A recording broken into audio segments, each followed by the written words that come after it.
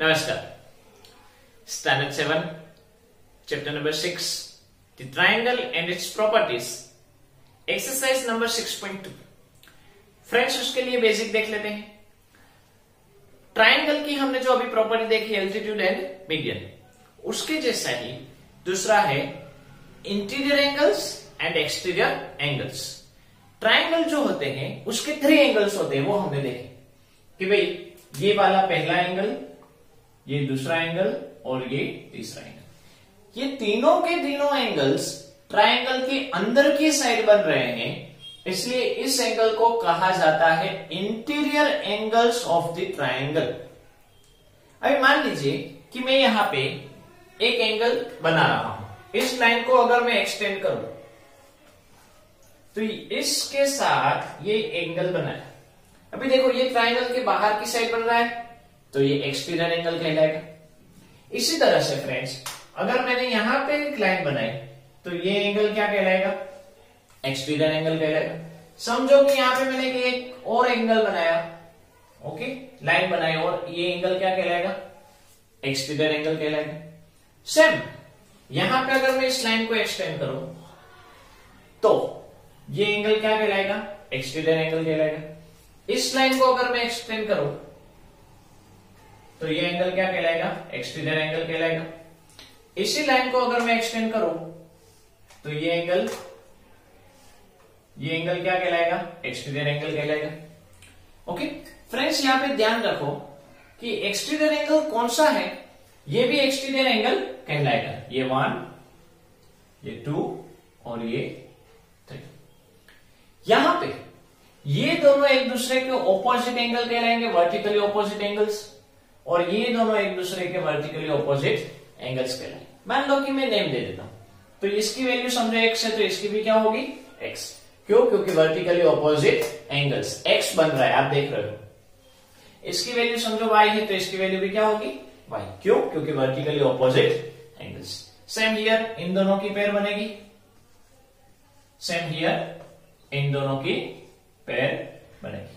मतलब exterior angles जो है वो 1, 2 एंड 3, 4, 5 एंड 6, 7, 8 एंड 9 होते हैं। कोई भी ट्रायंगल में 9 एक्सटीरियर एंगल्स होते हैं एंड 3 इंटीरियर एंगल्स होते हैं। टोटल मिलाकर 12 एंगल्स होते हैं। ये आपको समझना है। अभी फ्रेंड्स, मान लीजिए कि मैंने यहां पे एक एंगल ट्रायंगल बनाया। ये मैंने एक ट्रायंगल बनाया, ओके। इस ट्रायंगल में मैं नेम दे देता हूं ABC। मैंने इस लाइन को एक्सटेंड करके यहां पे एक एंगल बना लिया। एंगल कौन से वर्टेक्स के आसपास बनाया? C के पास बनाया। एंगल अगर मैंने C के पास बनाया है तो A एंड B उसके ऑपोजिट एंगल्स कहलाएंगे। अगर मैंने एंगल C के पास बनाया है तो A एंड B उसके ऑपोजिट एंगल्स कहलाएंगे। इसी तरह से मान लीजिए कि मैंने B के पास, अगर मैं यहां पे अगर B के पास एंगल बनाता हूं तो A एंड C B के लिए ऑपोजिट कहलाएंगे, और अगर मैं A के पास बना रहा हूं तो B and C opposite angles कहलाएंगे।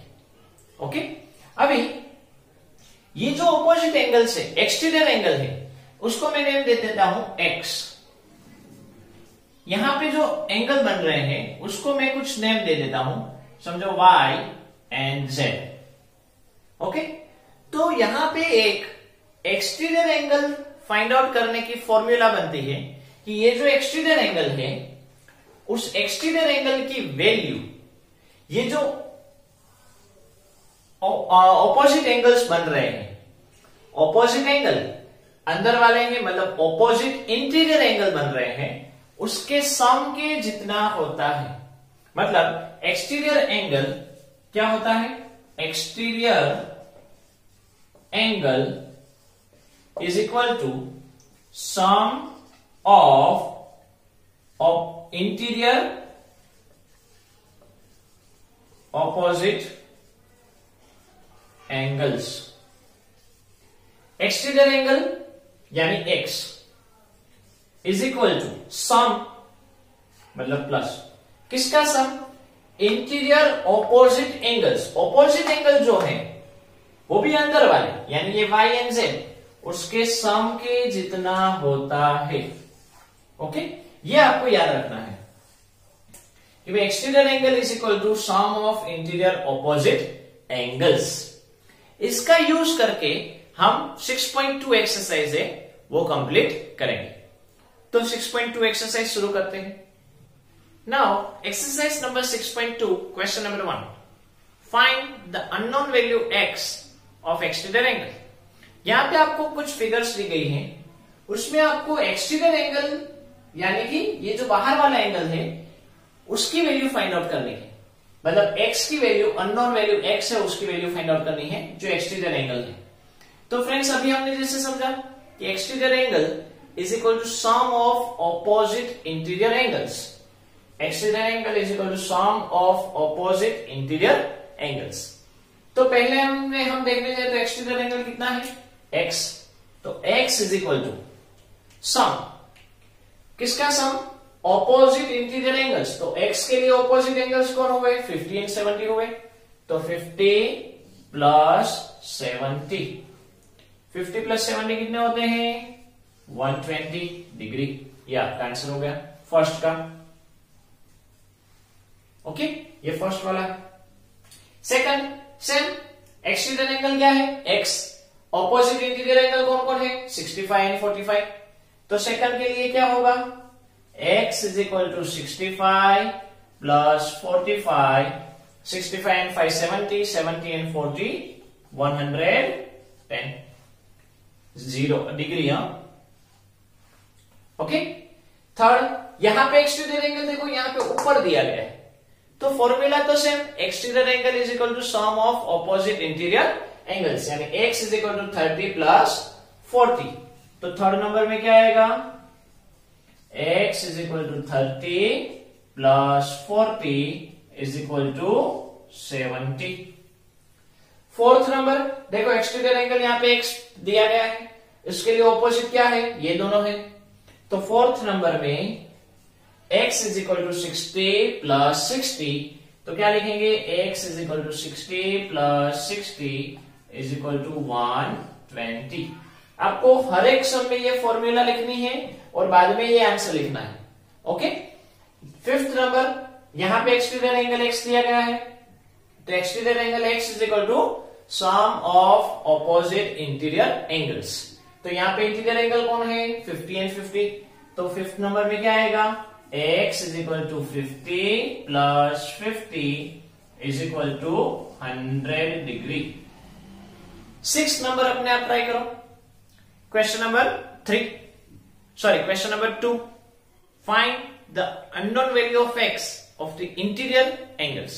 यहां पे आपको फ्रेंड्स फिगर्स दी गई जैसे हमने क्वेश्चन नंबर 1 में किया उसी तरह से, लेकिन यहां पे आपको एक्सटीरियर एंगल की वैल्यू दी गई है और आपको इंटीरियर एंगल की वैल्यू फाइंड आउट करनी है। तो फ्रेंड्स देखो, एक्सटीरियर एंगल की वैल्यू दी गई है और इंटीरियर की, मतलब वो दोनों ऑपोजिट वाले ही हैं, तो फॉर्मूला यही आएगी कि exterior angle is equal to sum of opposite interior angles. Okay, तो पहले में देखते हैं कि एक्सटीरियर एंगल की वैल्यू कितनी है 115, तो क्या आया 115 इज इक्वल टू सम, किसका सम, इन दोनों का सम, x प्लस 50।